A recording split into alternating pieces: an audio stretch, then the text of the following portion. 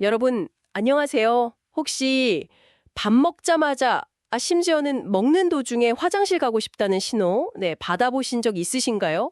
이게 꽤 많은 분들이 겪으시는 불편함인데, 단순히 장이 좀 예민해서 아니면 스트레스 때문일까? 이렇게 생각하기 쉽죠.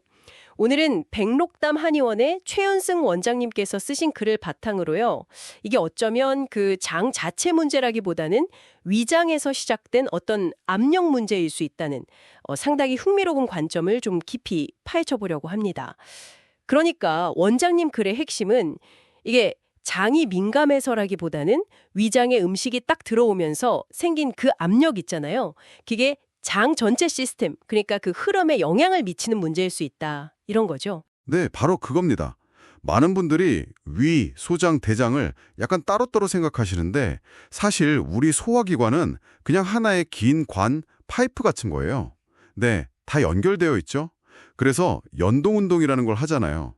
위에서부터 움직임이 시작되면 그게 쭉 아래 대장까지 전달되는 시스템입니다. 아, 그냥 쭉 이어지는 거군요. 네, 근데 중요한 건 이게 그냥 순서대로 내려가는 것 이상이라는 거예요. 위에 음식이 갑자기 확 들어와서 압력이 높아지면요. 저 아래에 있는 대장이 그걸 미리 감지해요. 그래서 어이코 위에서 뭐 내려오네? 빨리 자리 만들어야겠다 하면서 먼저 반응해서 내용물을 밀어낼 준비를 한다는 거죠. 아, 위에서 누르니까 아래에서 미리 좀 자리를 비켜주는 느낌? 그렇죠. 전체 시스템이 그 압력 변화에 같이 반응하는 겁니다. 그래서 식사를 시작하자마자 배출 신호가 올 수도 있는 거고요. 그렇군요. 위에서 누르니까 아래가 급하게 반응한다. 근데 왜 그때 나오는 변이 좀 정상적이지 않고 뭐랄까 묽거나 좀 진흙 같을까요? 이게 소화가 덜 된 건가 싶기도 하고요. 아, 그거 좋은 질문인데요. 이게 소화가 덜 됐다기보다는 너무 빨리 나와서 그렇다고 봐야 합니다. 원래 대장이라는 곳이 음식물 찌꺼기가 좀 충분히 머물면서 수분을 쫙 흡수하잖아요. 그래서 변이 적당히 단단해지는 건데 네, 그렇죠. 근데 지금 상황은 위에서 압력이 막 밀려오니까 대장이 그걸 피하려고 급하게 내보내는 거예요. 뭐랄까 비상탈출처럼요. 비상탈출이요? 네, 그러니까 수분을 흡수할 충분한 시간을 갖지 못하고 그냥 서둘러서 밖으로 내보내는 거죠. 그러니 변이 묽을 수밖에 없어요. 아하, 그러니까 변이 완성될 시간이 부족했다 뭐 이런 거군요. 그 최 원장님 글 보니까 이걸 장압배변 곡선이라는 개념으로 설명하시던데요. 장이 압력에 반응하는 시스템이다 이런 관점인 거죠? 네, 맞습니다. 상당히 흥미로운 접근이죠. 장을 압력 변화에 따라서 반응하는 시스템으로 보는 거예요.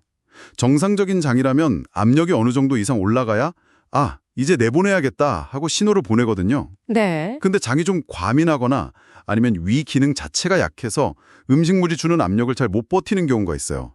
그러면 이 반응 곡선 자체가 달라집니다. 어떻게 달라지나요? 아주 작은 압력에도 민감하게 반응해서 신호를 보내거나 아니면 그 압력을 견디지 못하고 그냥 탈출하듯이 확 내보내버리는 거죠.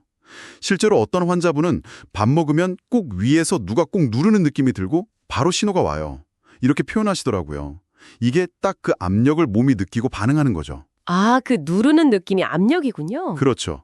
이런 식으로 곡선이 좀 왜곡되면 식사 직후에 바로 화장실을 가게 될 수 있다는 겁니다. 그래서 환자분들이 흔히 밥만 먹으면 배가 부글거리다가 설사하고 나면 속이 편하다 이렇게 말씀하시는 거군요.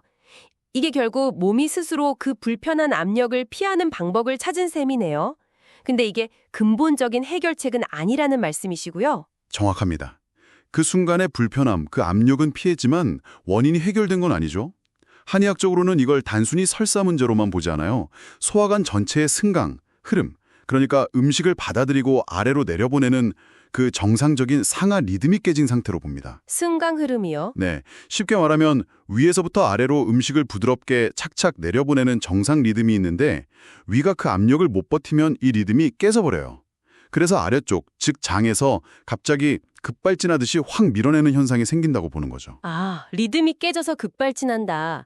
그럼 해결책은 뭘까요? 아까 무작정 멈추게 하는 지사제는 답이 아니라고 하셨잖아요. 네, 그렇죠. 지사제로 배출을 억지로 막아버리면 몸이 그 압력을 해소할 통로를 그냥 막아버리는 꼴이 돼요. 그럼 그 압력은 어디로 가나요? 다른 곳으로 가겠죠. 뭐 명치가 더 답답해진다거나 배에 가스가 더 많이 찬다거나 트림이 잦아진다거나 하는 식으로 다른 불편함으로 나타날 수 있습니다. 아, 그렇군요. 그럼 어떻게 해야 할까요? 그래서 중요한 건 그 배출 자체를 막는 게 아니에요. 오히려 위장이 음식물이 주는 압력을 좀 더 편안하게 받아들일 수 있도록 그 위장의 수용 능력을 회복시켜주는 게 중요하고요. 그리고 장 전체의 흐름, 그 리듬을 조절해서 압력에 너무 과민하게 반응하지 않도록 이 시스템 전체의 균형을 되찾아주는 것이 근본적인 해결 방향이라고 할 수 있습니다. 흔히 장이 예민해서 그런 게 아닐 수도 있다. 어쩌면 위장에서 시작된 그 압력이 장 전체의 흐름을 흔드는 일종의 압력 처리 과정일 수 있다는 새로운 시각을 얻게 된 것 같습니다. 네, 맞습니다.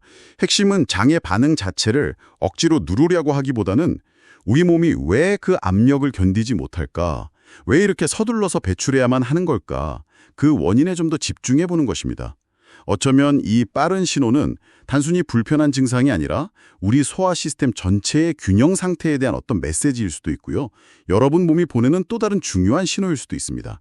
그렇게 단순히 무엇이 나오는지에만 집중하기보다는 여러분의 몸이 왜 그 압력을 견디지 못하고 그렇게 급하게 반응해야만 했는지 그 근본적인 이유를 한번 생각해 보시는 건 어떨까요? 네, 오늘 저희가 나눈 이야기가 여러분의 궁금증 해소에 조금이나마 도움이 되었기를 바랍니다. 함께해 주셔서 감사합니다.